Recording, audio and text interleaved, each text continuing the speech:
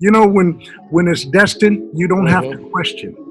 You know Yeah. what I mean? And I tell people, you know, it's we walk by faith and not by sight. Now tuned in to the Actin Up Podcast. As far back as I can remember, I always wanted to be a gangster. Say hello to my little friend. I'm gonna make him an offer he can't refuse. Keep your friends close, but your enemies closer. A boy's best friend is his mother.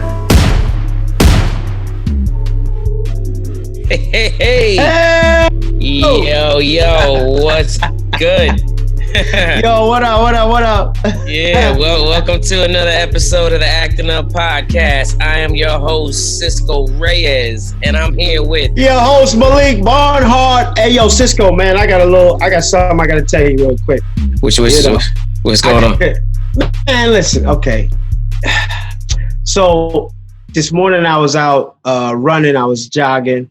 Well, not jogging, but I like to walk up in the hills around the houses. Some nice houses, some nice views, real beautiful. And when I got I was coming down off the hill, and there was this car, and it kept creeping behind me, kept creeping up. It was like a Mercedes, A cop car. Benz. No, it was a Benz. And then I kind of turned around, and it was a lady, and she had her camera out the window of the driver's seat like this, and then I walked up to her and I was like, yo, what are you doing? You taking pictures of me? I wasn't thinking she was doing a video. And I'm like, well, what are you doing? She was like, well, we had a lot of break-ins around here. I'm neighborhood watch. That's crazy. Man, I got so pissed off. I'm like, damn, man. So we had words back and forth. Then she pulled off. And then as I'm walking down, a cop car pulls up. And then he said, are you okay? I'm like, no. And he pulled over, and I'm like, he got out the car, and I'm like, listen, I've been living around here for 10 years. You know, if people don't want you to walk through the neighborhood, why don't they put a gate around the neighborhood? You know, I got a orange jump rope around my waist. I got sweat clothes on like I'm working out. If I was going to break in, I don't think I would choose 8:00 in the morning to break in somebody's house. You know what I mean? When they still at home, that's called a home invasion. So honestly, I was insulted, and it's like I feel like we're going through this pandemic. People are dying. I mean, you should be worried about other things. And I told a cop, I said, listen, imagine if I was really trying to break in, or I was a serial killer or anything like that. She's in her car. I could easily take a picture of her license plate, find out where she lives, and come and do something, unforgiving. You gave it the thug Bible right there. Yeah, but honestly, that's true, because I'm telling you, I would never encourage any woman, anybody to put matters to their own hands. And try to follow somebody, film them, record them. It was crazy. I should have put my phone out and recorded her back, but I didn't think of it. You know, I hate that when we're in the moment and you be thinking, because I think something happened the other day, and I can't remember what it was, but when I told my shorty about it, she was like, did you record it? And I was like, nah, I wasn't thinking. I just, in the moment, you're not even thinking like that. But I mean, everybody else is. Whoever's not a part of the melee is recording. Right. We from the old school, so we forget about taking the camera out and recording. But now I'm going to definitely do that, because I think come on, man. It's 2020. There's other things going on. If somebody want to break in your house, believe me, they'll break in your house. I mean, and I don't think it's going to be 8:00 in the morning, Yeah. and usually if that's what's going on, then, they're going to break in the house anyway, and they're just going to have somebody to be able to check, to see in the lineup. You know what I mean? That's all. You didn't stop my house from getting broken into. You just maybe caught the person down. Right? Yeah. That's a shame. Man. I mean, I honestly, I want to live in a nice place. I like nice scenery. why should I be like a suspect all the time? But this is not the first time it's happened. I mean, it happens. Well, this is the first time somebody put a camera on me, but as far as people looking at me strange or not necessarily following me, but kind of giving me those looks. And you can't help the person from looking at you. You can't stop them from looking at you. They can look all they want. But as long as they don't say anything or put a camera up to me, I don't have a problem with it, you know. It's crazy, man. The world we live in, technology, it's almost like you should, like, you know what? I have a camera. I have cameras in my house. So I got one in the living room. I got one in the bedroom, of course, for the baby. And, you know, when I have my, I have my cousin staying here. And, you know, I mean, I think he might have been crashing on the couch at one point. And and every time I would come downstairs for the day, the camera would be face down or like turned around. I'm like, yo, who's doing this? Like, I wasn't thinking that it was him, but I'm like, who's messing with my surveillance? you know what I mean? You know, because if one time the dog tore apart the ottoman, and I went back to the footage, and I just watched this little mother trucker go there and just go to town on the ottoman. And I was like, oh man, I was laughing and pissed at the same time. But, you know, but come to find out it was him. Hey man, who knew what he was doing at 3 a.m? I'm not even going to touch that right there. But yeah, man, it's strange times. It's going to get even stranger too, because now we got automated cars. Like, once those driverless cars start hitting the highways, the streets, period, and we see somebody just sitting in the back seat, do you imagine what that's going to be like? Like, especially if the automated car, the driverless car starts messing up, and you pull up to, with your road rage to go cuss them out, and you're like, what the fuck? Who am I supposed to yell at? You know what I mean? You're supposed to yell at the passenger? Or you're just going to be yelling at a car? It's going to be like the Jetsons. Yeah, technology is moving way too fast, man. It's all about catching up now. It's all about catching up, you know? And I think even around here, the mind state, I think that it's a lot of old school people here. And they look at me. And when I told the police officer, I was like, listen, man, I'm like 50 years old. He's like, huh? Wow, you look great. Nah, fuck all that. That's not the point. That's not the point. I'm too old for this bullshit. Like, I'm too, it's like, come on, it's tired already. Where am I supposed to be down? I'm supposed to be on Crenshaw? Is that where I'm supposed to, like, just do my exercise? Yeah. And then, you know, you can find yourself in problems down there. But at the end of the day, they say it's a free country, but I don't feel so free. And, you know, the reason why I get so upset about it is because, you know, my grandfather, my grandfather's brother, my cousins, my nephews, all were patriots, all fought in wars or service. You know what I mean? And I feel like if anybody, I should be like, you know, I should be more American. You know, I should have a privilege that everybody else has because my family served for this country. I mean, well, first, police, they do not care about that. I mean, real talk, truth be told, like, you know, I mean, I remember a couple times that, you know, I ended up in the back of a police car, and I'm just thinking, and I was already on my property, and they decided to, you know, not let me go inside my house. And I told him, I was like, yo, my brother is Master Sergeant Antonio Reyes of the 82nd Airborne. He's been jumping into battle ever since Grenada. He did 3-4 tours in Afghanistan, you know, Iraq, right. Every war. Oh, word? Really? Yeah, great. Well, basically, that's not you. My dad was a Navy man, you know, and it's like, you know, like, well, are you in the gang? No, I've been in the gang on TV. You know what I mean? I've done crime on TV. They're like, oh, then they want to start getting friendly and be like, hey, have you ever met Denzel? You'd be like, yo. Like, that got to do with it. Exactly. Like, bro, let me out of the back of this cop car and I'll tell you everything you want to know. You know what I mean? I'll make up some stories. You know what I mean? A good Denzel story. You want to meet him? How do your wife want to meet him? It's ridiculous, man. I mean, the people of color for centuries in this country have just been getting we really just been getting shitted on, and it's not going to stop. I mean, right now, it's still that way. Of all the places that they opened up the blackest city in America. All the black cities. That's what they're opening up. They're testing. Hey, go get some tattoos.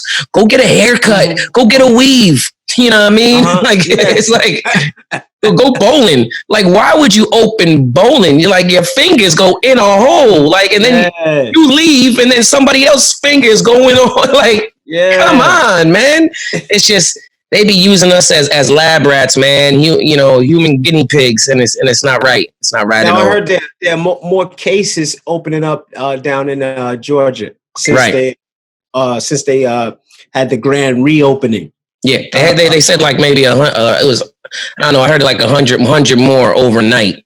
You know what I mean? But I'm staying my butt in the house. The other day I made another run to go. Re-up on some food, and I made my rounds. I go out, I'm gone all day. Like, I'll leave at like 12. I won't come back till 5 because I'll go to like 5 different grocery stores. And so the other day I went to Trader Joe's. There's a line to get in Trader Joe's. Everybody's 6 feet apart, and they're letting 5 people in at a time. I'm doing my thing, and then I see this line going around the store, and I go to this lady. I was like, "Hey, what's this line for?" She's like, "To check out." I was like, "You got to be kidding me." I was like, "There's a line to check out?" She's like, "Yeah." I was like, "God damn, I waited to get..." There's a line to check out. I was like, I waited to get in here, and then now I got to wait to get out. And then so, boom, we're in the line. I'm 6 feet apart from this girl in front of me. And I look behind me, and there's this older black dude. I mean, white dude. Like, he got to be like in his 70s or something like that. He got his mask on, but he's just standing mad close to me, yo. And I'm just so I'm like, okay, I'm not going to say nothing. Like, I'm just going to keep on scooting forward, but I don't want her, the girl in front of me now, to say, hey. To feel like you feeling. Yeah, exactly. And so basically I couldn't take it no more. Like, I was getting anxiety, yo. And I turn around. I'm like, yo, look, I don't mean to be a jerk. I got my mask and gloves on. I was like, I don't mean to be a jerk, but what you so close? What's the purpose of being in this long ass line if you're going to stand right next to me? You know what I mean? Like, it just doesn't make sense that we're in line right now if you're just all up on me. He's like, I got my mask on. I was like, yeah, but you're giving me anxiety, man. I was like, oh, you're like right here. And so finally, like, he scooted back, a couple of feet. And then we got to this point in line where they actually had the markers, stand here, which were 6 feet apart. Mm-hmm. So I was like, oh, thank God, man. But like, just the mental trauma I was going through in that line. I wonder if that's what, people with OCD, they have to like wash the knob 100 times. They have to like, right. People who just like can't be out in public and touch stuff. And, I wonder if that's what they going through. That probably is what they go through in their mind. Yeah, I mean, for sure. It's not a good feeling, For sure. I was in the store 2 days ago. It was an older lady, myself, and it was this girl, real pretty girl, sexy, little shorts, the whole thing. And she didn't have a mask on. And me and the older lady, we had masks and gloves on. And she was telling the young girl, she was like, she wasn't a young girl, but she was telling the woman, she was like, you should put a mask on. You're not afraid to have a mask on. That's why that gentleman, she was talking about me. She's like, that's why that gentleman moved away from you, because you don't have a mask on. She's like, sir, isn't that why you moved away from her? Because she didn't have a mask on. Put you on blast. So I just came up with a, boom, boom.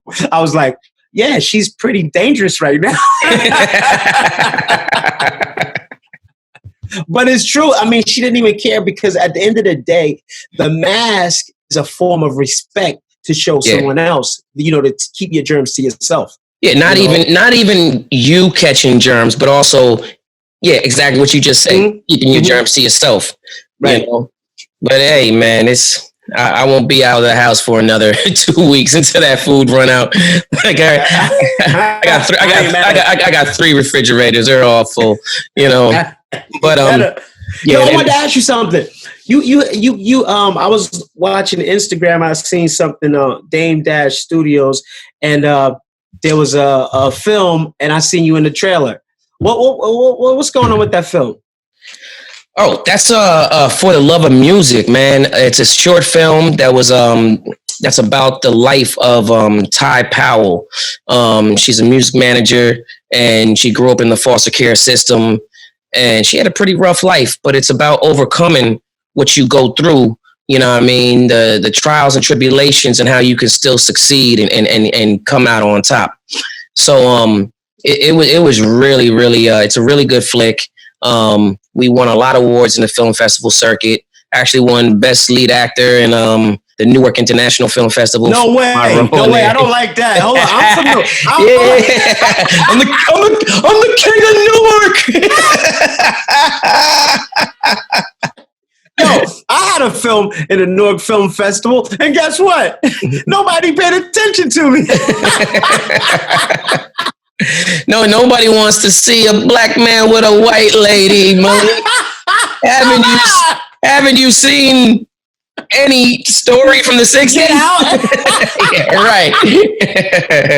Nah, but yo, real talk, who is it? The production company, Grown Man Sport, shout out to them. Omar Salgado, and then Drop 80 Productions, Cuddy Quinn, and Chad Quinn, the director. They just partnered with Dame Dash Studios, and so they did a screening on Zoom yesterday with the film, and then they had a Q&A, and so they're gonna be doing business with Dame Dash, man. He got a lot of great things cracking, so you know, hopefully we got some more work in the future. You know what I mean? Oh, that's real dope. That's real dope. Now, don't tell him you listen to Jay-Z by any chance if you go over there. That's real dope. Dame Dash Studios. I'm gonna see if he'll take a film with a black guy and a white woman walking through the streets of Geneva. You might like it.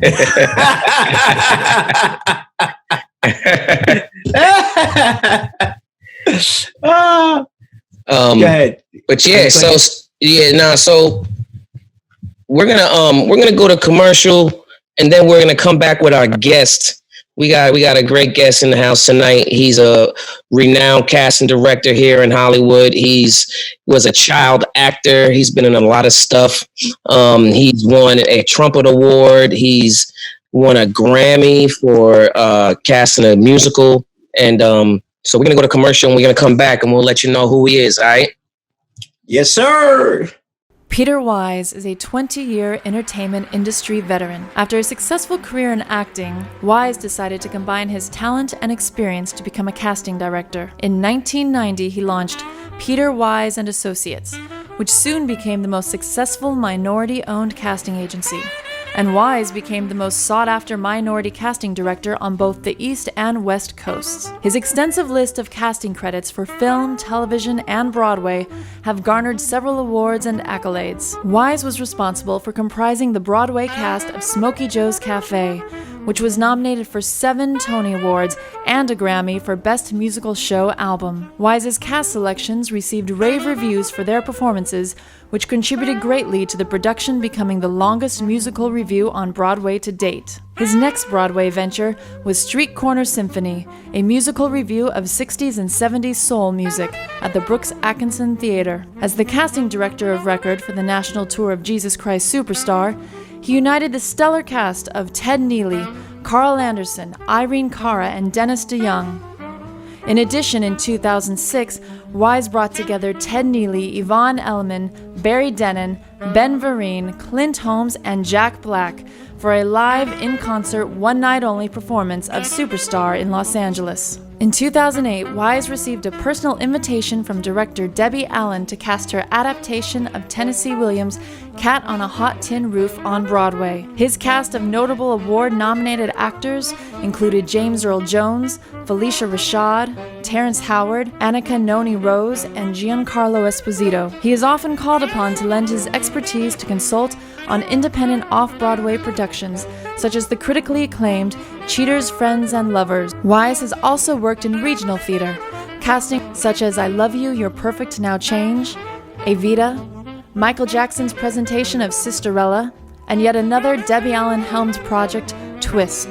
Wise recently decided to extend his impressive cachet of accomplishments to include producing for film and television. His television credits include Life is Not a Fairy Tale, the Fantasia Barrino story, directed by Debbie Allen for Lifetime Television, and Unpredictable, a television variety special starring Jamie Foxx for ABC. He has produced several independent films, Soul Ties, Christmas in Compton, Act Like You Love Me, Somebody's Child, and has recently wrapped Kevin Hart's Let Me Explain. Recently, Wise was recognized by his peers for his outstanding achievements in the entertainment industry with the prestigious Trumpet Award. Ladies and gentlemen, the 23rd Annual NAACP Spirit Award recipient, Peter Wise.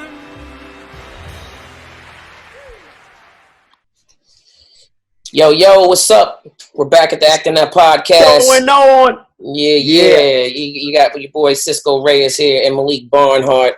And before we went to the break, we were just telling you about our special guest today. He's a renowned casting director out here in Hollywood. He's casted some of the biggest flicks right now. Currently, he's casted A House Divided on UMC. It's a hit drama show starring Lawrence Hill Jacobs, Demetria McKinney, Paula J. Parker, myself. Shameless plug. Shameless plug. Man, he's casted so many films. He's even which one was on Broadway? With James Earl Jones, Felicia Rashad, Smoking Joe's Cafe. I was just about to say that. Yeah. And so and right now he has a documentary out about the Manhattan Plaza, the famous tenement in New York City on 42nd Street that was home to numerous celebrities and artists, actors. It's amazing. You guys definitely got to check that out. But without further ado, we're going to bring in Peter Wise. Yo! Give it up for Peter Wise, everybody. Oh, wow, there he is. Wow, okay. Look at this guy. You know what? Well, how fitting. The Hollywood casting director sitting in front of his pool out here in California. Under the palm trees. Yeah, what up, Peter? You got the palm trees. I believe you. What's up? How you doing, man? What's going on, brother? Give you a grand intro. What's going on? It's a beautiful day in the neighborhood, I see. Yes, it is. We're enjoying this Southern California weather, despite the pandemic. But God is good.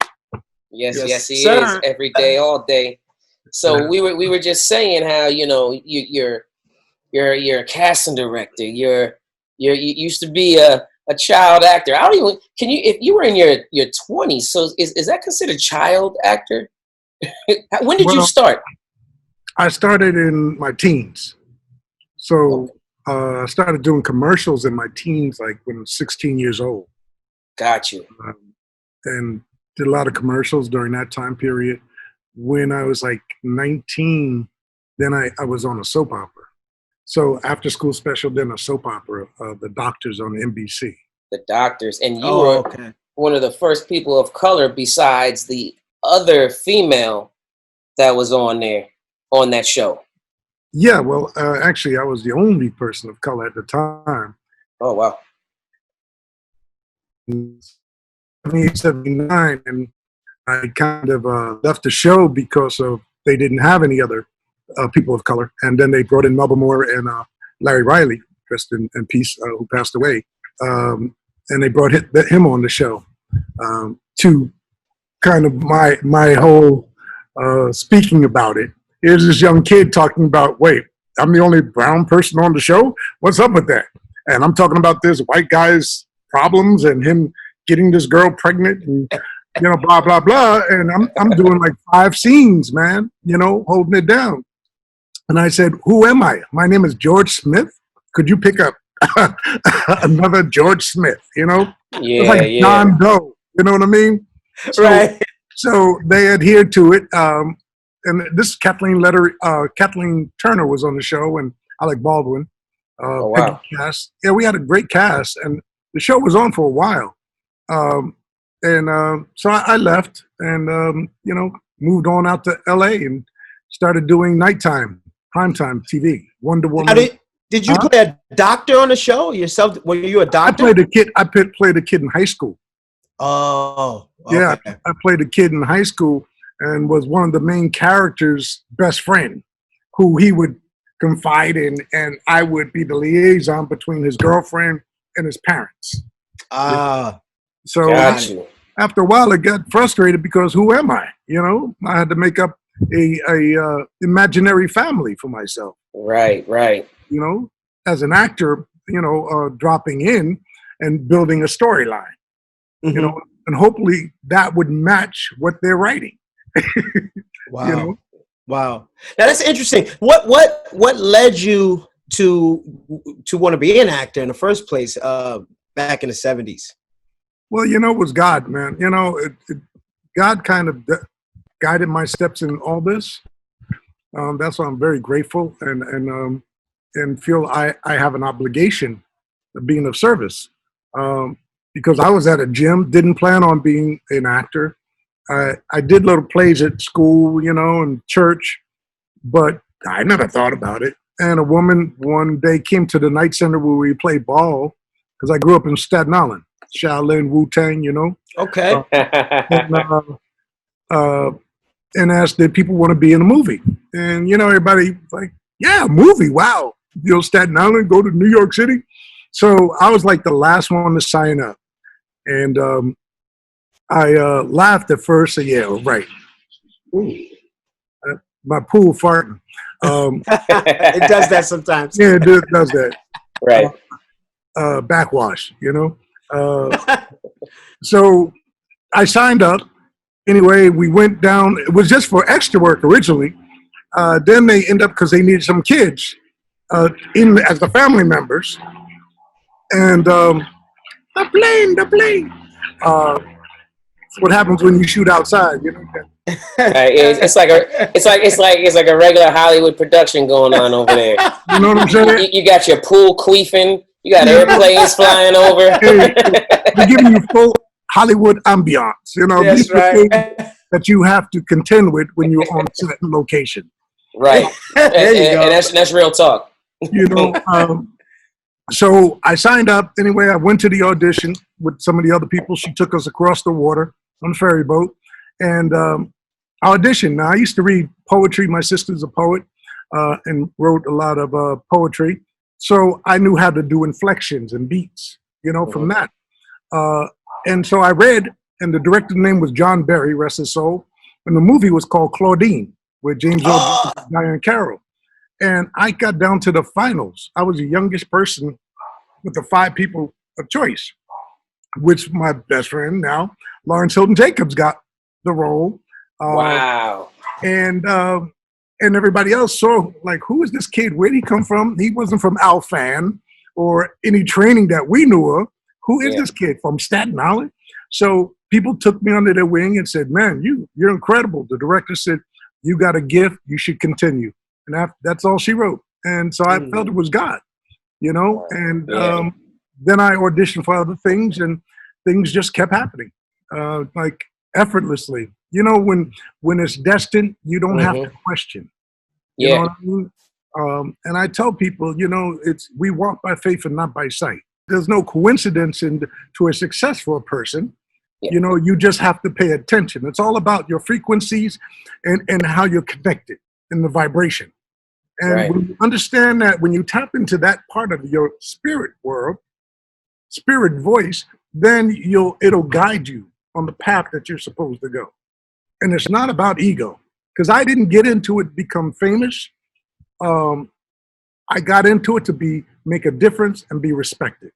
I saw there was a void in us as people of color, and there was a platform, and I wanted to change that. That's why when the casting came up, and I knew my friends who weren't making money, because I've been making money, as a kid doing commercials and did a lot of regional theater, and I did Broadway. So I was very fortunate. And I saw my other friends who were real actors on the stage who were starving or not making money. They were doing showcases in New York. And I was fortunate to be able to transition. I fitted in. I was the kid that could be the guy next door and wasn't a threat at that time. Yeah. So the casting, and all these talented actors, I said, hey, man, I could cast. I could hire my friends. Let me hook them up. And so that's how the casting kind of materialized in my life. And I went with it. And, I don't to this day know how to get a casting job.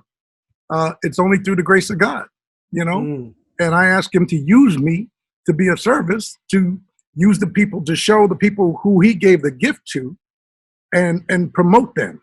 And then I need to speak into their life of who gave you it, not me.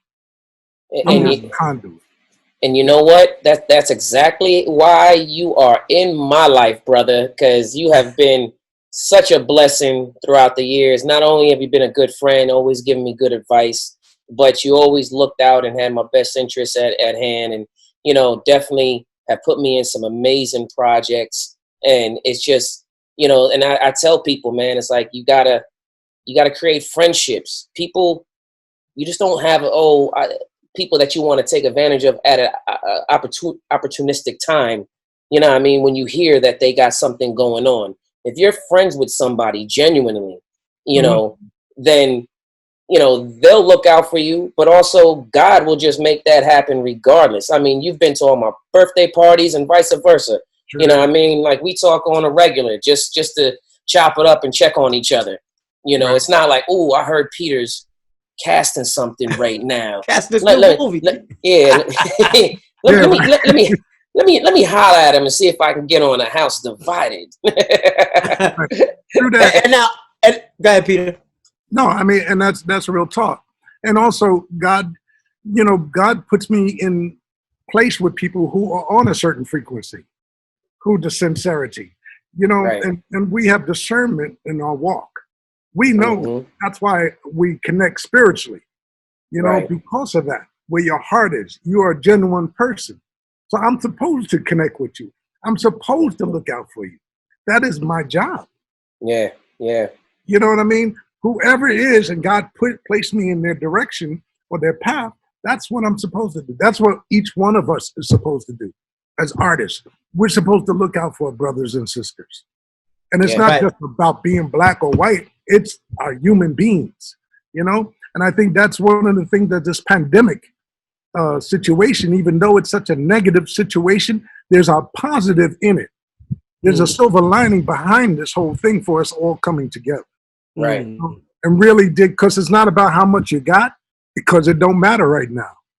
Right. You can't take nobody to dinner and woo and swoo them. So it's about that spiritual connection, that inner voice that's making you want to reach out to somebody.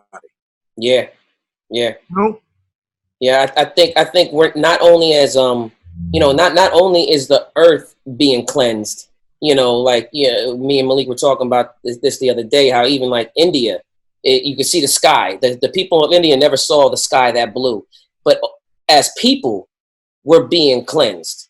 We're getting rid of all the extra, like the BS that goes on in the streets, in the clubs, and just everything that we have to deal with on a daily basis that might be polluting and cluttering our mind is now being expelled, and we're having a cleansing of the earth, of our mind, body, and soul. So now hopefully when we do go back out there and reunite, that all of us can actually be a little bit more 100% with each other, realer, more have a better, closer connection. Our frequencies come together, our energies are in synergy.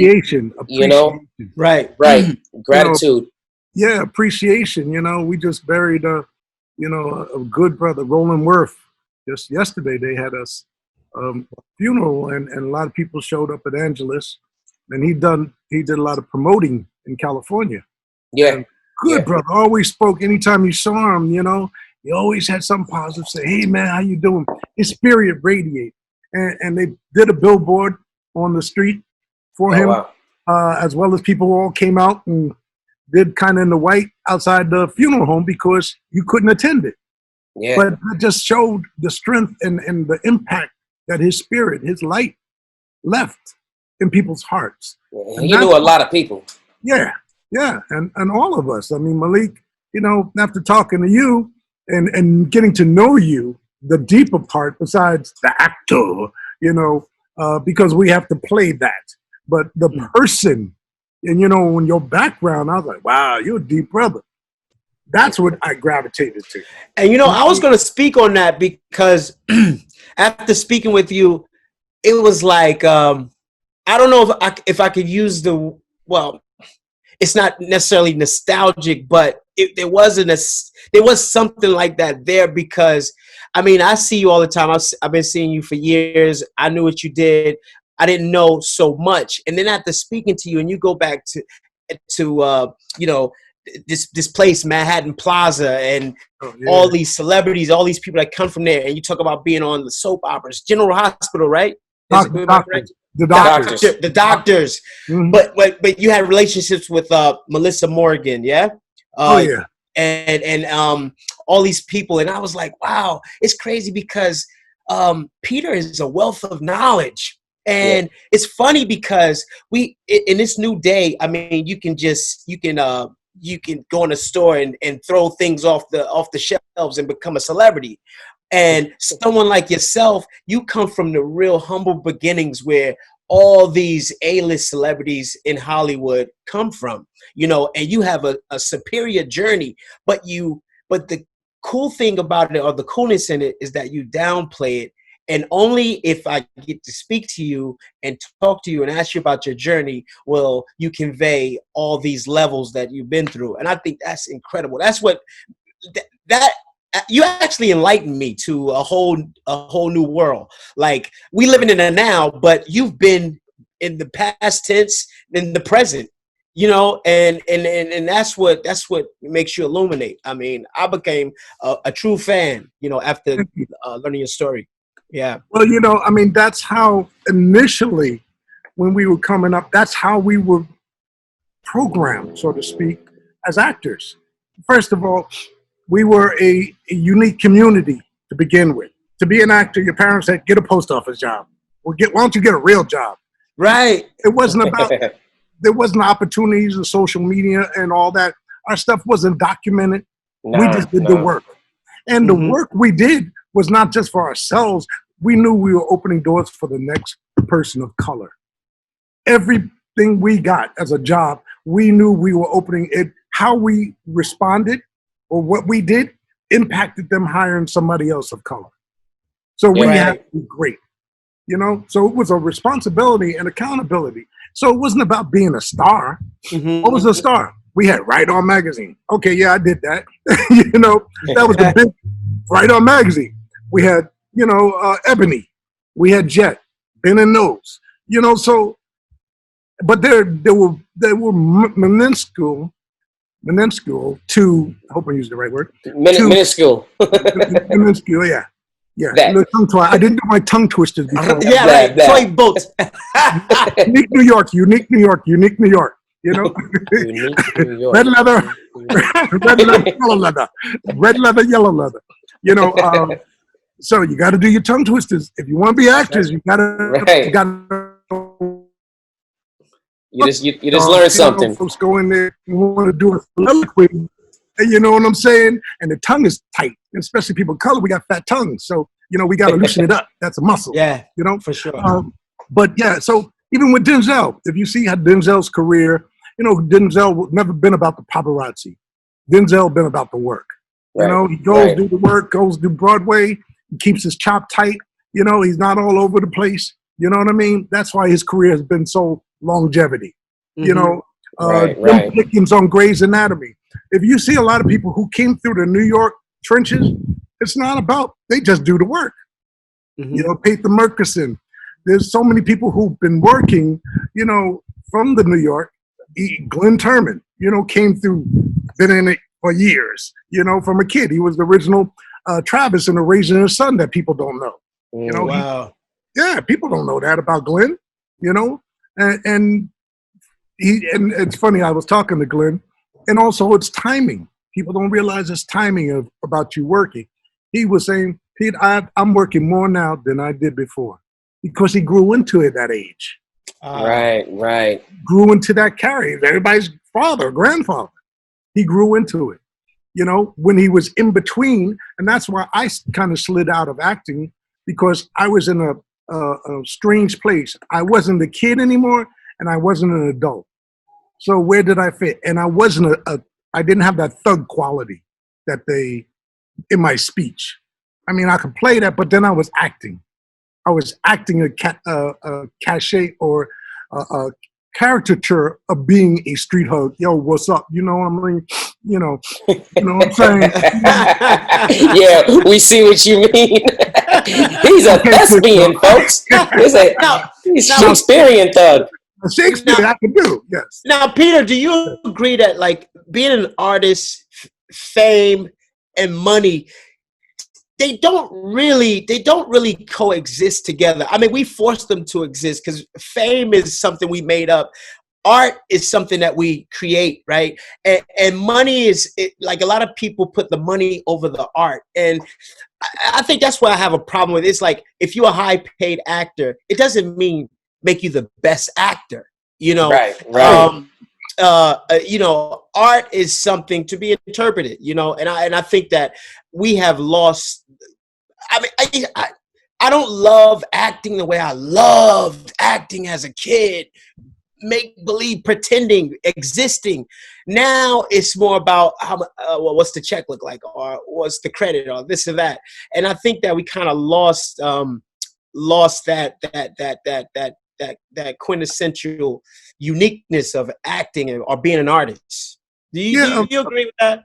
Oh, definitely, because that's what has superseded your credibility or your work and your worth.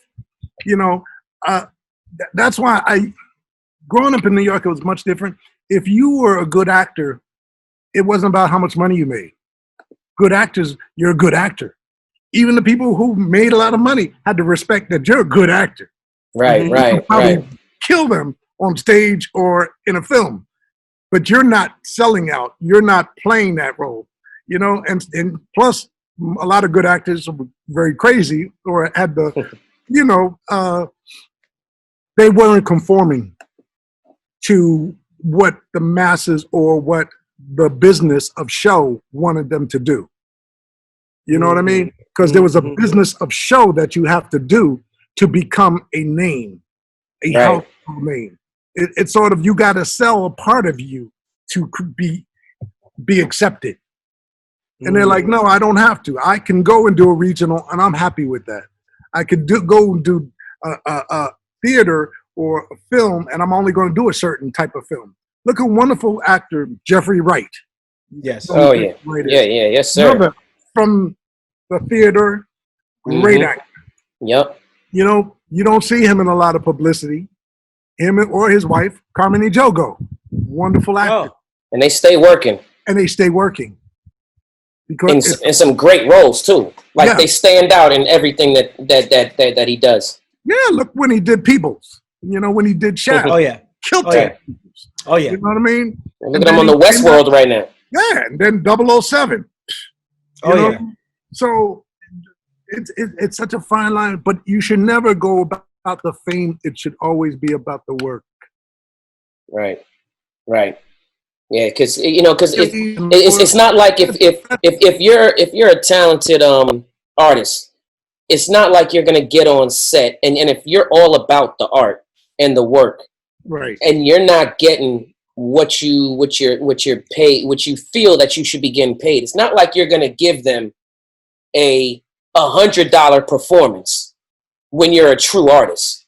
You know what I mean? Like opposed to getting paid $1,000. Like now I'm gonna give you my $1,000 performance. Right. You know what I mean? Like, True. if you're a true artist, a true thespian and actor, you're gonna give them 100 and 150% all the time. All the time. You know, but there are actors that do come on set with that attitude and that air that, well, I'm not getting really paid for this like that, so you know what I mean, they gonna get what I give them, and yeah, I don't really even know my lines. You know, where my marks, I don't care. Where's the camera? I don't care. You know, and it shows.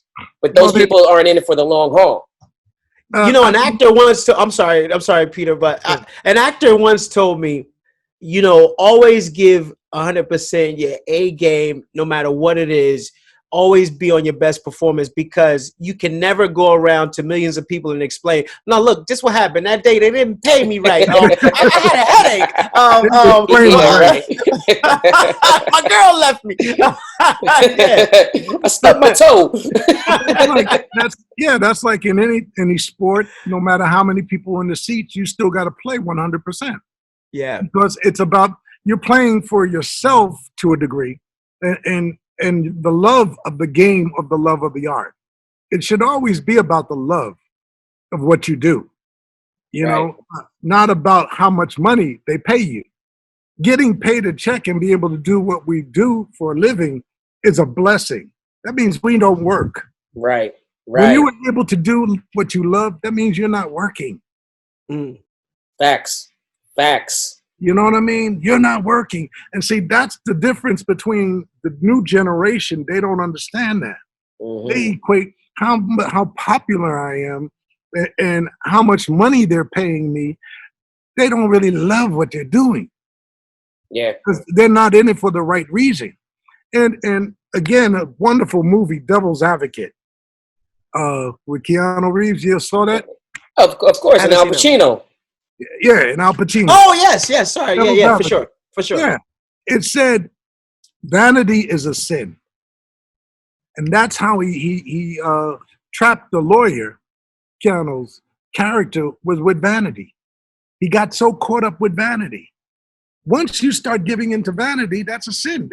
And we're in a fine line also in our business, because we're almost looked at to the public as gods. We get worshipped, you know, and it's a fine line. And if we get lost in that and not giving the thanks and the praise to the above, then the devil starts working on our mind, and we start losing who we are in a sensibility. And that's why actors become alcoholics or drug addicts, because you know, there's a question of doubt, you know, of about they're losing it. No, you're not losing it. You can't lose a gift that God has given you. It doesn't disappear. Right.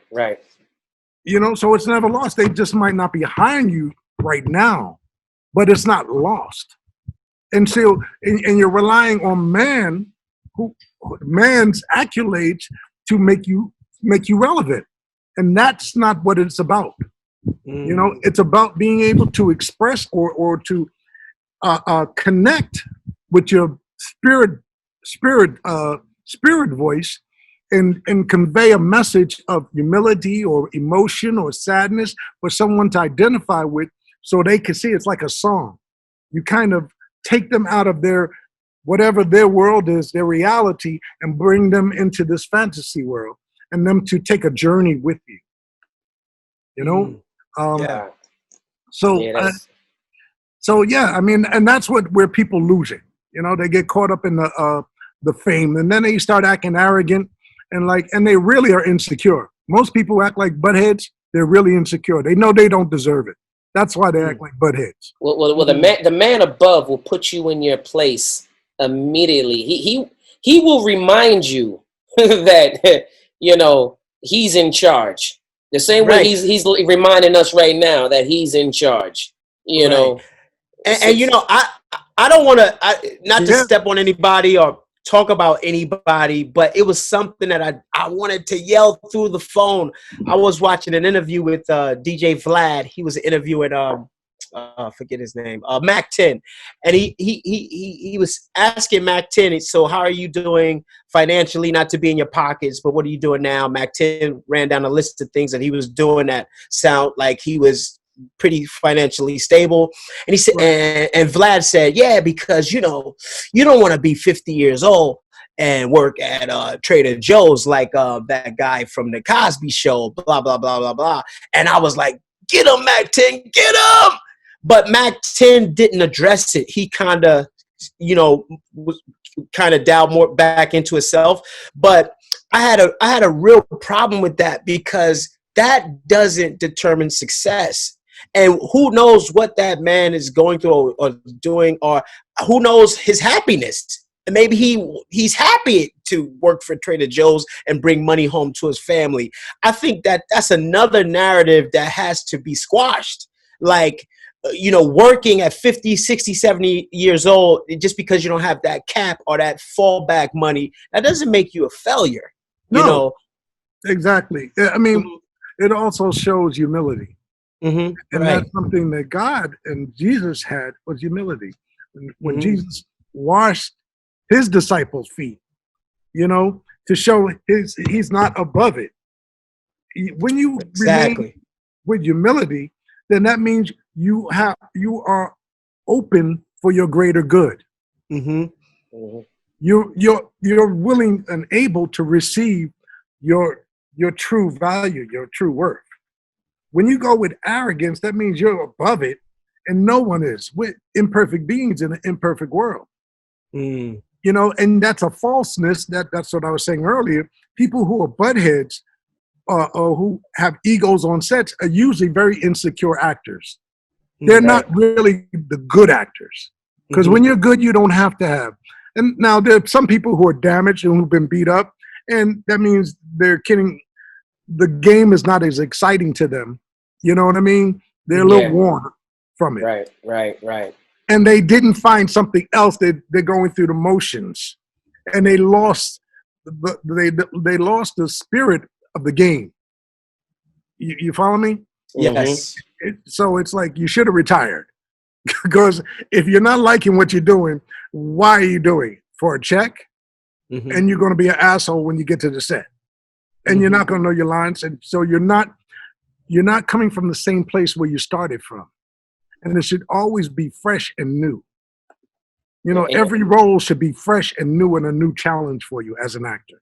Now, is that the time, like, you have artists who like who do really well selling their art, and they kind of step away from the art world for many years, secluded in their home and their studio, just keep creating art but not really selling it? Is that the equivalent? Do we, if we reach that point, do we step away and find something else to do just to get a fresh look or a fresh take at acting and the art, and then come back into it? You know, does that make sense? Yeah. No, helicopter. That's in anything too. I mean, that's in any perception of any business. You know, that's just a business model. You know, when it gets boring, you got to then step out and find something to inspire you. That's even in a relationship, in a marriage. Right. You know, after being with the same chick or the same dude, you know, for a female, it gets old, and you gotta wake it up again. That's your responsibility. So if you don't do it, who can do it for you? You know? Right. And that's why relationships don't work. You know what I mean? Or a car, you know, it's old, so you want to get rid of it. I need something new. It's because you need your spirit is in the woke. It's not that it's old, it's where you're at. Wow. Yeah. It's really on us, and we don't want to be accountable for that. We feel that they're old. No, we lost touch with it. Yeah, it's stale. We're stale. I feel like that's where the mental pollution comes from. And so that's why it's good to detox and get rid of the outside distractions, so you can actually refocus on what brought me out here from New York to become an actor. What got me with this person, and I've been with them for so long. You know what I mean? What is it that I loved about this to begin with, that I can go there and find again and rekindle that love, you know? Yeah, exactly. And that's what we all have to constantly remind ourselves of. and we're human. So it happens. You know what I mean? It's not always going to be rosy. Right.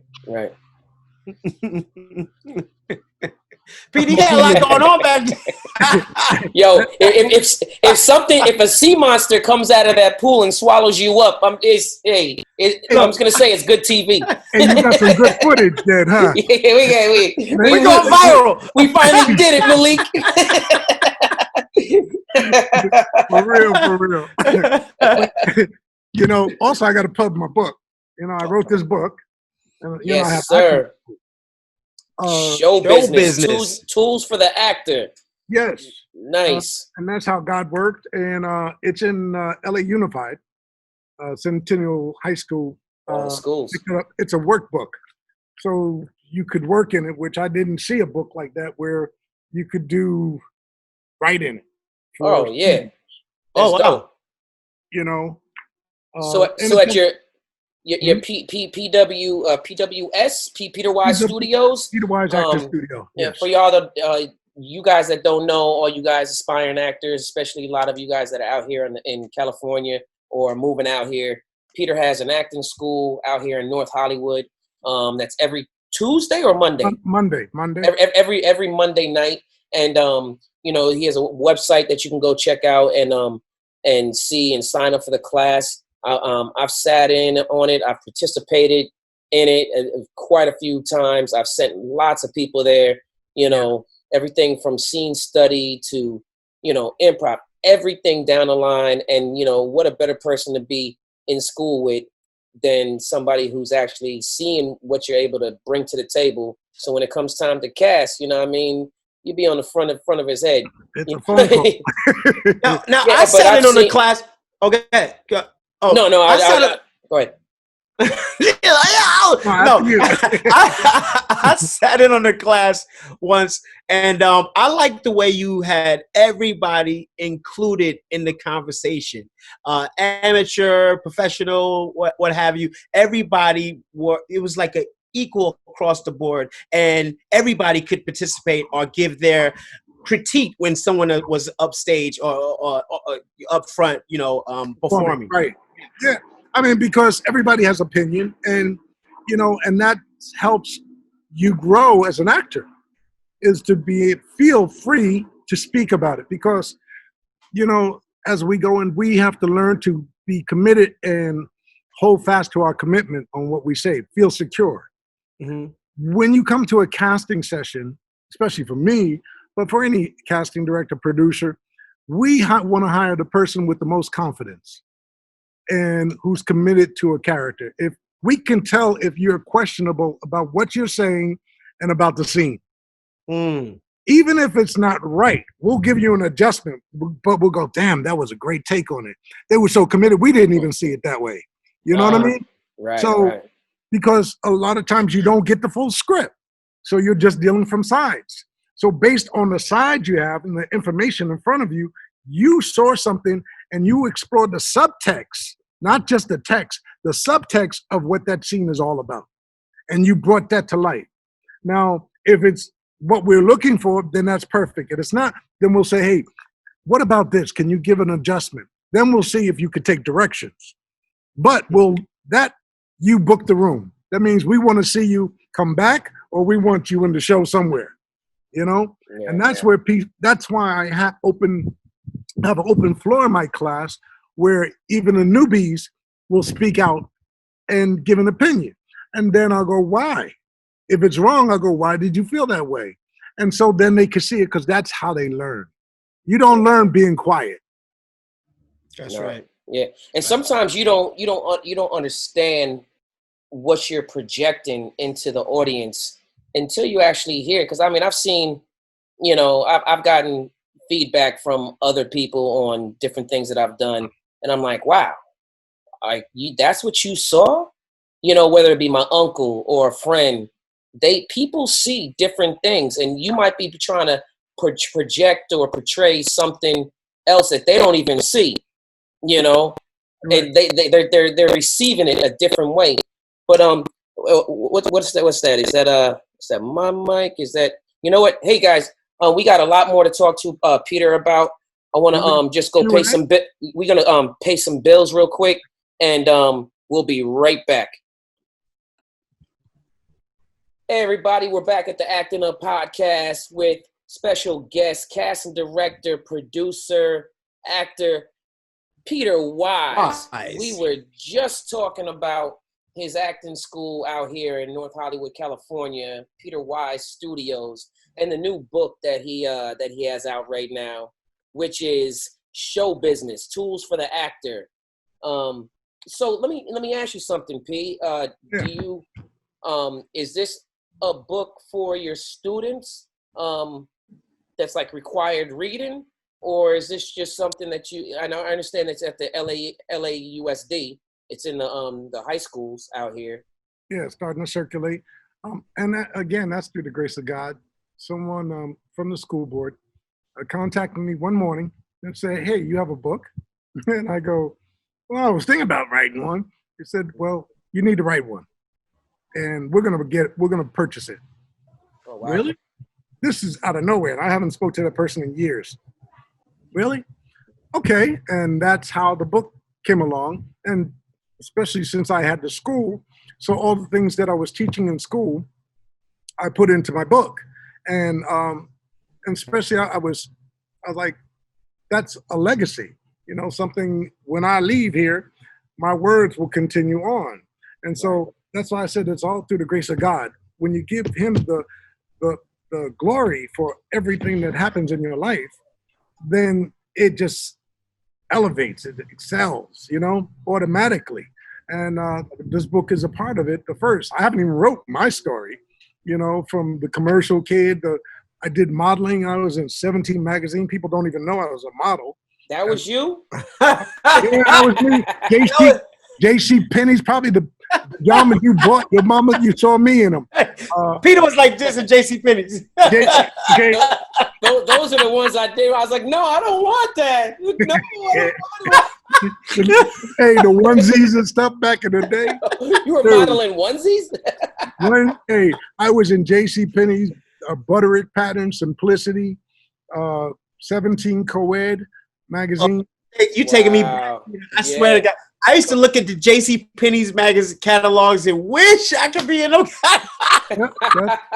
I was Malik was in Caldor. He was in Crazy Eddie's as an extra. Crazy Eddie. It's crazy. It's insane. Crazy Eddie. I got all my turntables from there. Crazy Eddie. Right. Oh my God. That's an East Coast thing. That's a New York thing for all y'all that don't know. But matter of fact, my mom used to go to the Portchester flea market, and Crazy Eddie's was like right next door. And I used to just spend all my time up in there just basically window shopping until I got kicked out because I wasn't buying nothing. Turntables and everything, Get out of here, kid, before you break something. Right. Throwing beggars and, yeah, man. Those are great times. And unfortunately, and that's, again, what we have to share with the generation is what we came through, because they won't get it. They're in a technological world, man.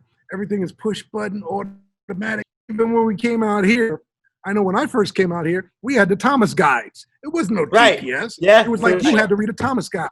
F-16 to find our way. And we found our way. Did it seem like a hassle? No. Now to read a Thomas guide, I'd be like, huh? What? You gotta go to this page. Go to this page. Hey, yo, P. Wise, I will be the first to admit, to this day, I still never was able to figure out that damn Thomas guide. I understand you had to like, okay, it's at G5 and F2, and you had to go down like this. But once you found it, I was like, I don't know where to go now. I still don't know I don't know how to get there. So I would just call up the bus depot or whatever that hotline is, the Metro 1-800-Metro, whatever. Okay. And I'd be like, they say, hey, where are you going? Where are you leaving from? What time do you want to be there? And then it would give you the breakdown. Walk 2 blocks and stand at the bus stop on the northeast corner of this. And then take this bus going north and then get off here and stand and wait for it. And it would get all the way down to the minute, and it would get me there. I remember I took 3 buses. I took a cab to the closest bus that was running, Right. and to a bus, to another bus, to another bus.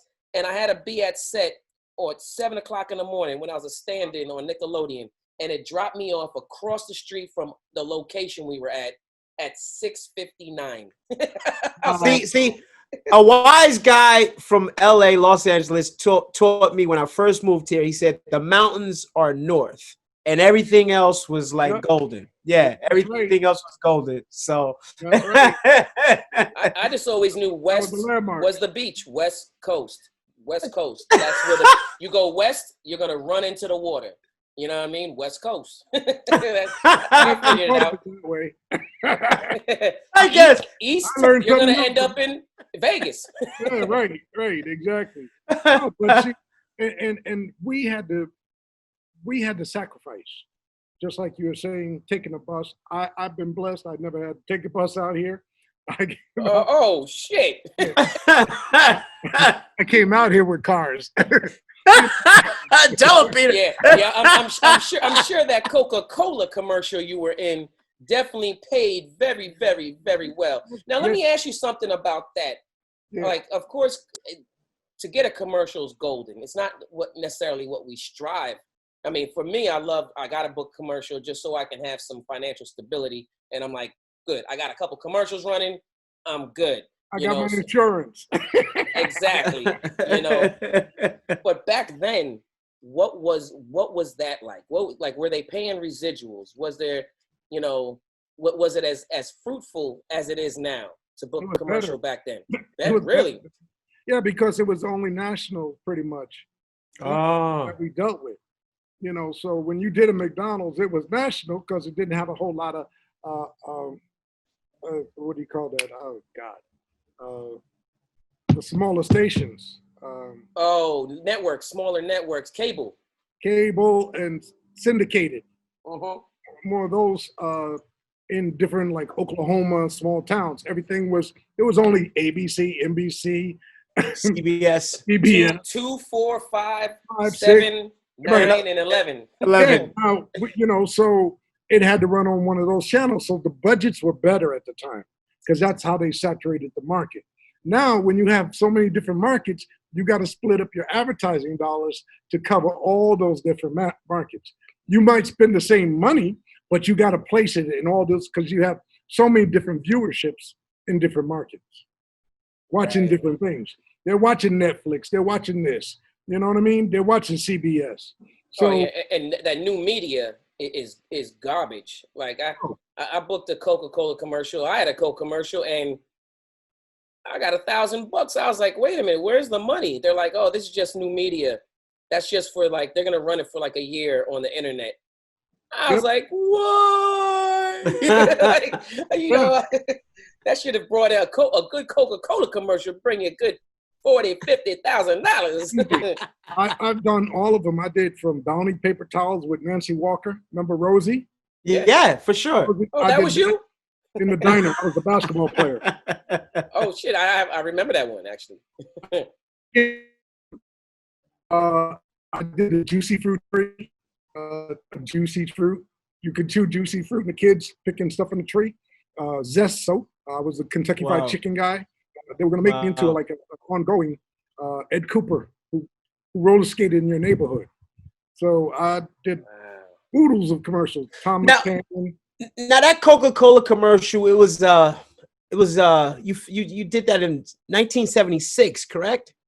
Yeah, 76, 77, 77. Wow. I mean, 76, I was 5 years old. It's like, that's crazy. I mean, but you know what I found crazy about that Coca-Cola commercial is like nothing has changed. That was the hit thing to do in 76, doo-wopping and, you know what I mean? Like we have it now. You got guys rapping or hip hop or, you know what I mean? Kind of keeping it fresh. But that was the thing to do. And I looked at it like, damn, this is just like present day. I mean, Coca-Cola was trying to reach a market and they kept it real to that time, you know? Like Tyrese Coca-Cola commercial. Right. Tyrese blew up singing. Right.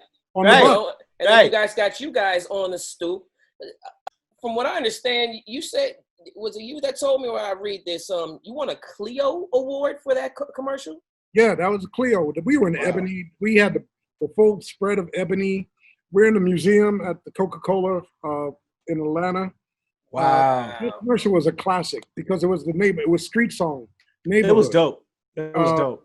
And it resonates today, with the kids, the grandma on the stoop, the niggas coming over, the little girls playing jump rope and listening to the cats, singing about Coke adds life, to everything that makes the living right.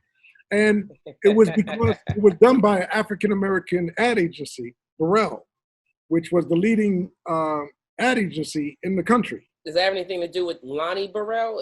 Am I getting it right? It was Tom Burrell had the ad agency. There was two major African-American ad agencies, which was Burrell and Uniworld. Uniworld in New York, you might have heard of. They did Burger King. So Burrell had Tom McCann, McDonald's, Ford, and Coca-Cola, Sprite. I did Sprite commercial. I did the Kid and Play Sprite commercial. Did you see that?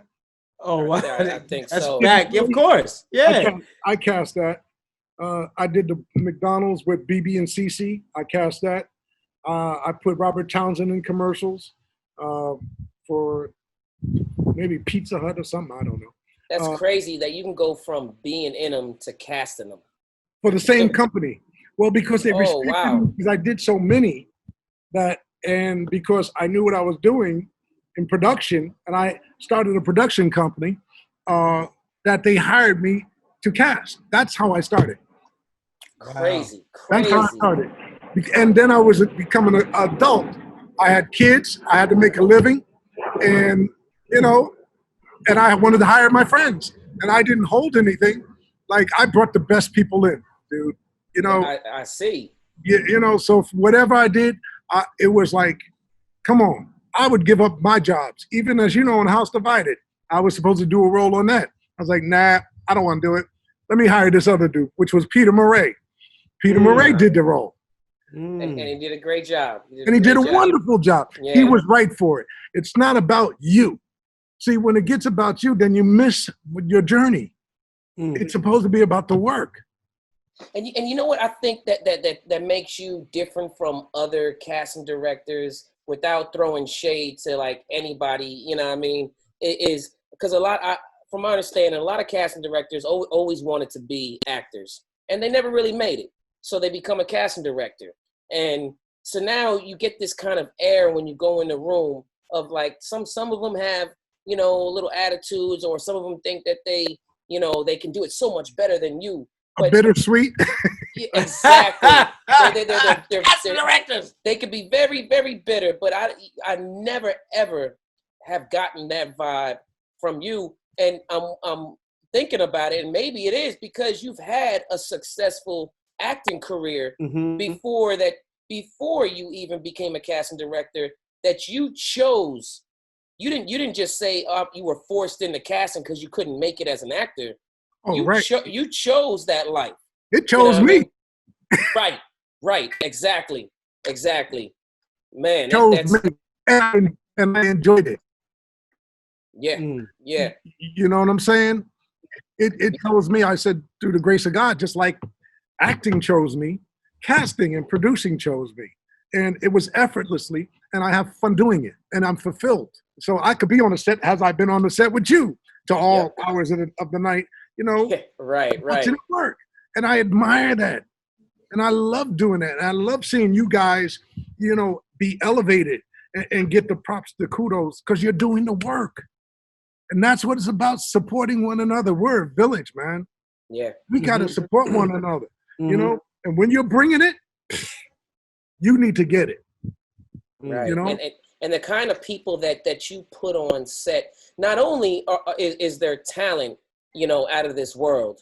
So it makes for great TV when it's all finished and said and done.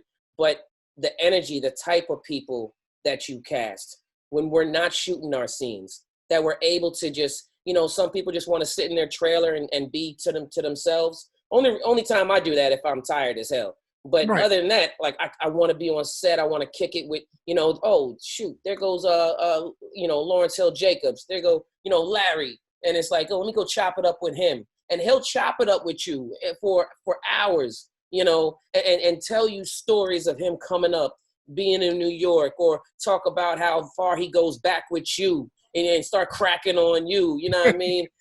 Or there goes like even just the director who's like, oh, he got a couple seconds, you know, yeah, what's going on, Cisco? Boom, boom, boom. You know, just people, the energy that's on set, it's beautiful. And it makes you want to be there. And it makes you want to bring your A game. You know, you look forward to going to set, like, man. And then there's been times that I wasn't even scheduled. I wasn't even on the call sheet for that day. And I'm like, hey, I'm about to go by the set and go check it out and go see what they, you know, what they doing, what they shooting, and just, you know, and just go show my support. You know what I mean? Exactly. You know, that because they're playing on the feet, same team. And, you know, and it's like you're rooting them on. Like, yeah, I know it's rough, but I'm here just to make sure, hey, what you need? Can I do something? You know, that's a great thing to make people feel included, because I've worked with a lot of directors who kind of always wanted to really micromanage the set or control a set, or didn't want those vibes to come out. I call, be like, yo, let me come by the set, see what y'all doing. Because one of the things that I think that some people don't understand is that it's a cleansing and it's psychological and it's therapeutic for the actor that's just coming to show support. It's just wanting to be around the whole vibe, feeling like you're a part of something. And sometimes people don't give it that much thought. They might just say no or shut you down. But what you guys are saying, and what I truly believe, is that this is organized noise. It's organized confusion. And people want to feel embraced. They want to feel a part, whether they're in the scene or standing behind the camera, or watching from off, or, you know, or watching from you know, close by. Right. You just want to feel included in the part of something. Like, yeah, I was there when you guys done that. Like what you're doing now. You hired Lawrence Hilton Jacobs, Glenn Turman. They come from the iconic film, and these are your friends, and you're bringing them back. You're embracing them, bringing them back, making them feel included. That's a powerful thing. People need to take note that we need that. That's why people feel suicidal or drive around crying and talking to themselves, or losing their touch with reality, because they feeling like they're, like you said, they've lost it, you know, and that's not really the case. It's sometimes we just need a hug. You just need a hug. The guy just needed a hug. I mean, yeah, Malik needs a hug. I just worked. It's pandemic, baby. We're social distancing. I mean, look, we got to do interviews over Zoom right now. Right. I mean, another person I just finished with Marla Gibbs. I put her in the She-Ball with what's it called? Nick Cannon's movie. With Nick. And it's funny because I didn't know Angela Gibbs, Marla's daughter, played Nick's mother in Drumline. So that's Angela Gibbs is Marla Gibbs' daughter? Yes. Oh, yo, shout out to Angela Gibbs too, because she is such a dope spirit, man. Yes. She was the acting coach for the Dimitri that played on D Ship, that played Tupac in All Eyes on Me. And you know, she was so dope to be around, man. Okay. Like we got such a I was so happy I got to chop it up with her and she's a sweetheart. Yeah. And she's a child actor. She's been doing it since she was a kid. You know? So we came up together. I'd known her since back then. She did Together Brothers back in the day, which was a movie that I think the soundtrack, Barry White did the soundtrack. Oh wow. Wow. Way back in the day, you know. That must have been a hell of a soundtrack. And that's the thing. We don't know our history. That's why we're disconnected. Because nobody talks about the history. It's like, oh, they're old. What did this what they did before? No, this should be honor in the people who came before us. They opened doors. That's Green Book, baby. Yeah. When we weren't allowed to go through the front, you know, and people made way. Lena Horne, you know, Sammy Davis lost an eye for us. people like that, that we just know the now, but the generation should know whose shoulders they are standing on. Yeah, because it's not just about embracing your journey, which you should do, every step of the way, but it's also embracing their journey, because it helps you understand how you ended up where you are right now.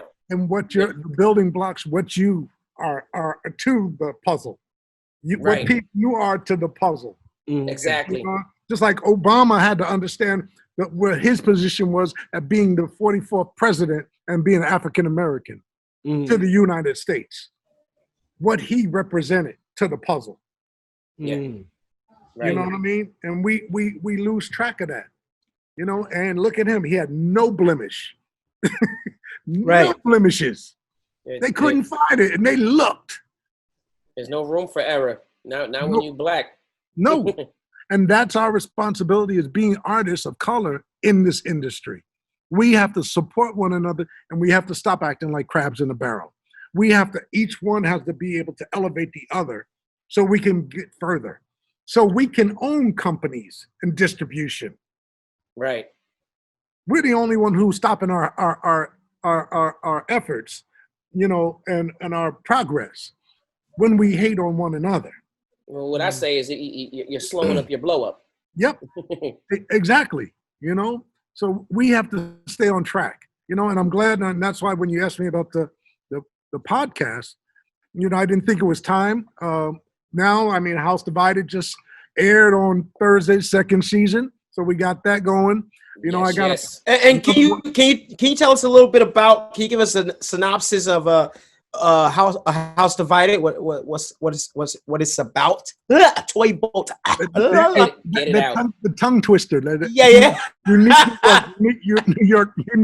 Unique toast. Red leather, yellow leather. Red leather, yellow leather. Larry the lizard loves lasagna. He needs to do some. Give some acting training on the side on this podcast. He needs some chapstick. Some chapstick. Right? Maybe you need some water, bruh. Hold on. One second. There you go. Yes, can you explain to us what House Divided is all about? You have to lubricate them jaws, baby. Well, the log line is more money, more problems. And that's in anything.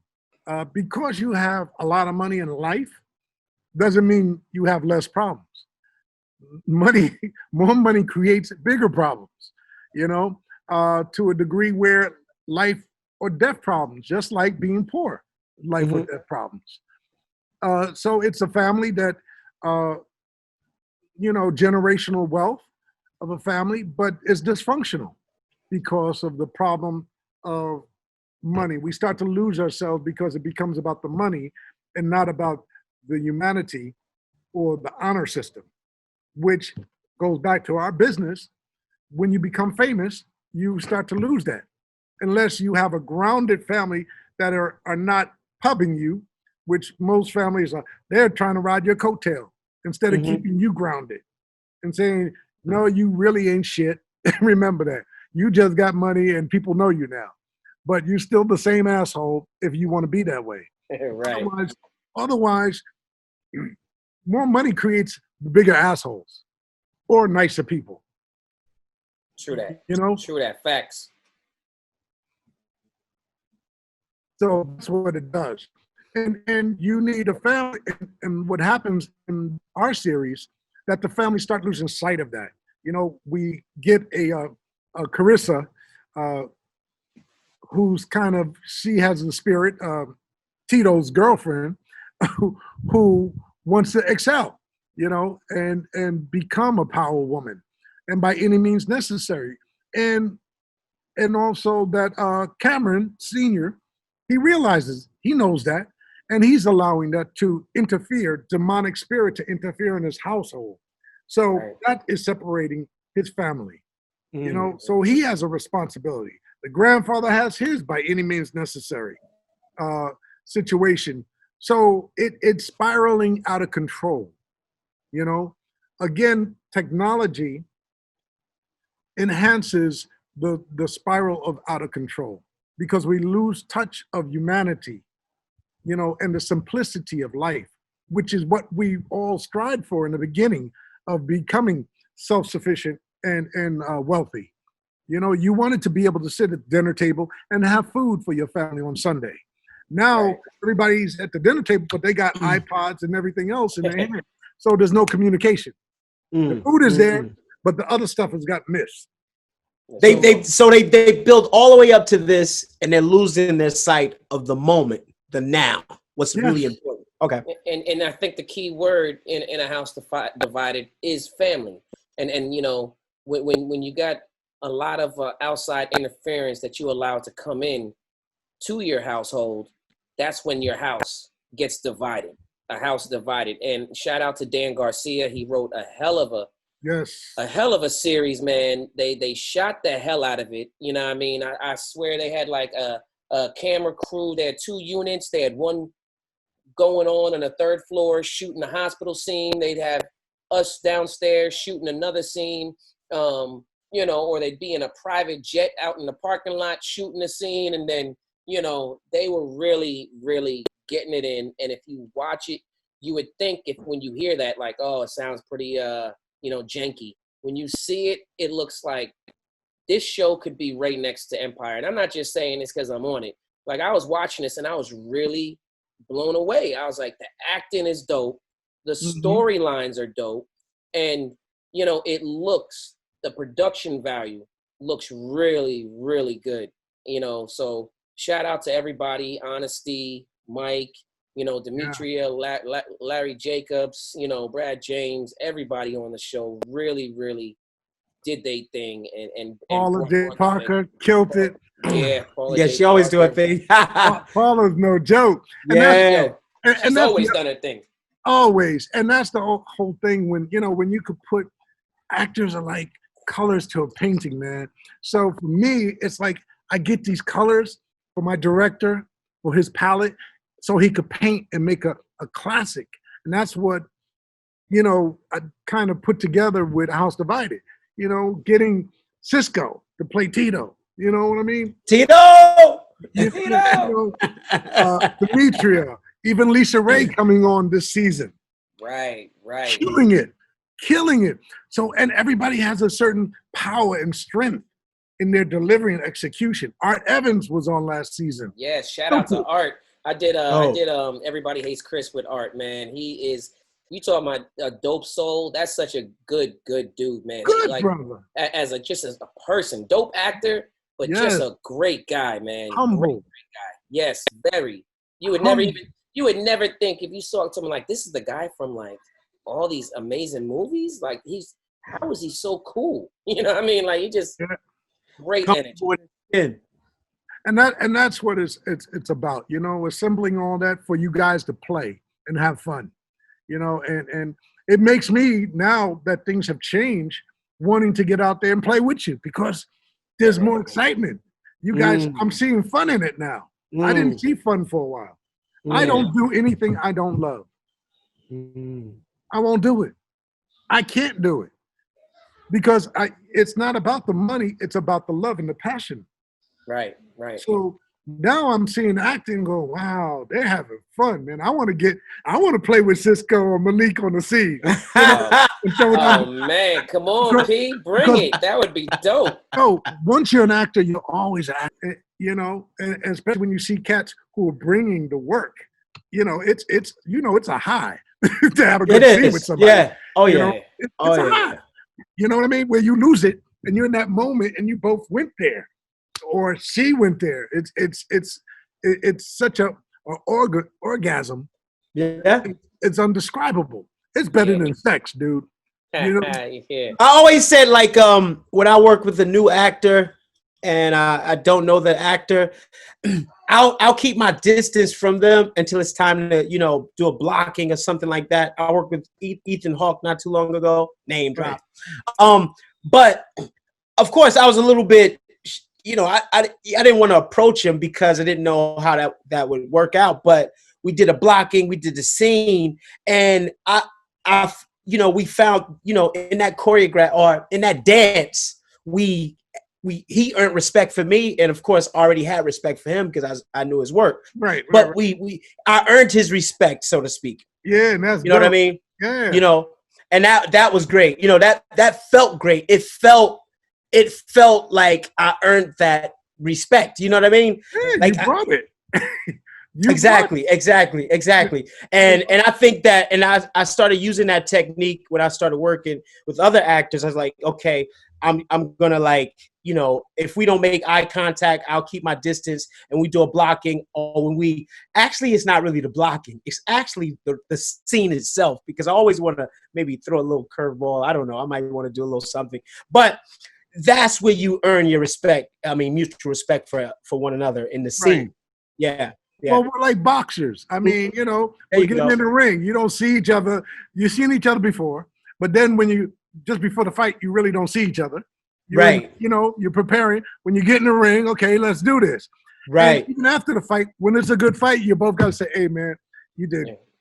Good job. That's why you see them hug. That's exactly why they embrace or give, because it's that respect. You know, we were under the lights and we did this dance together, and you know, and you brought it. Yeah. You know, no animosity. You brought the shit. You made me step my game up. You made me work. You didn't give it. You didn't lay down. You made me work. I wanted to work.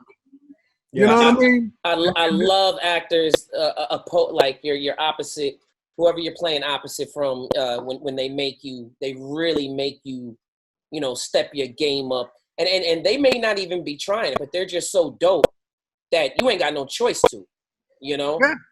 Mm-hmm. Yeah, you and Dimitri. I mean, she put fire. She put fire in his ass.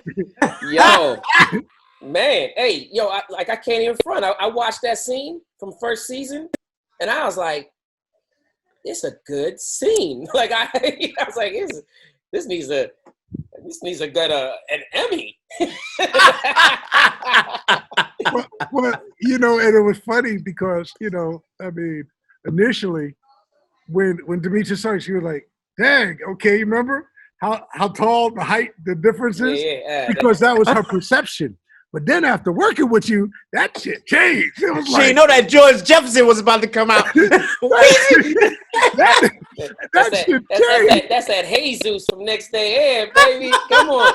I like him tall. Right. It was like, I didn't hear no more about that one. It was like, oh, where's this go? You know, you got to make it's not about, you know, physical height. It's about the size you walk into the room, your energy. The presence. Exactly. It's about the heart. Yeah. It's about the heart. Lionheart. Yes. You know, because I married a woman, my ex-wife was 5'11". You know what I mean? Nice. So when I didn't even think about the height, because I came from that world. A tall woman ain't nothing. If a man got heart, it's like, you know what I mean? Because you know what's crazy is a lot of tall dudes don't like tall women. Right. You know what I mean? Tall dudes like really short girls. So, you know, tall women, they're like, man, these guys don't want to talk to me because I'm too tall. And then here I come like, hey, what's up, baby? Tall glass of water. Yeah, you know, I like to climb trees. I got a straw. Shoot. What you need? How you want it? You know, so P Wise, real man. talk. We are running out of time, but I definitely want to touch upon this miracle on 42nd Street because it's such an amazing story that I definitely don't want to miss getting the tidbits from you. So for you guys that don't know, there's a documentary out there about this housing tenement that was in New York City, that still is, that was, you know, developed in like the 70s, and it's called the documentary is called Miracle on 42nd Street, and it was where all the artists, you know, actors, Broadway actors, musicians, everybody lived. And Peter Wise lived there. Tell us about that point in time, bro. Tell us about that building.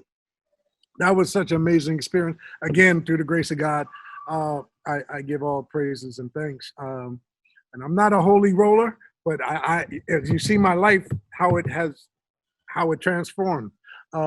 I was the youngest person living coming to that building, from being a child actor, doing commercials, just finishing after school special, getting a nomination for an after school special for an Emmy with Ozzie Davis and Al Freeman Jr.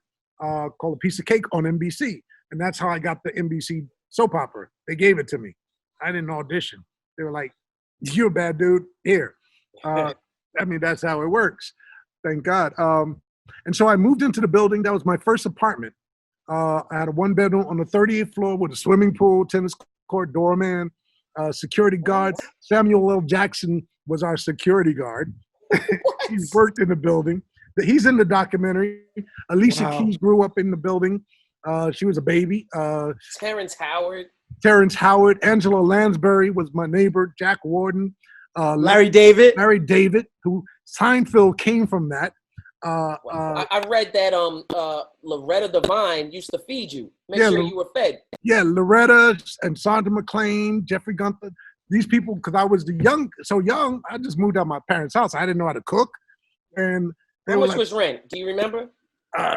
Rent varied. It depends how much you made, So it could be from, I forgot, 700,000 to 125. Wow. Well, Larry David said his rent was $57 in 1977. Yeah, $57.